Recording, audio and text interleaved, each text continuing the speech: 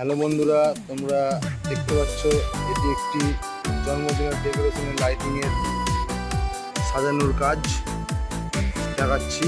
একটি পাতাওয়ালা লাইটিং এর গাছ লাগিয়েছি আমরা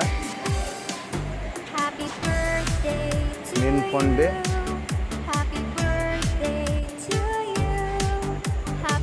যদি এরকম অনুষ্ঠানের ডেকোরেশন করতে ইচ্ছুক যদি হন, এই নাম্বারে কন্ট্যাক্ট করতে পারেন।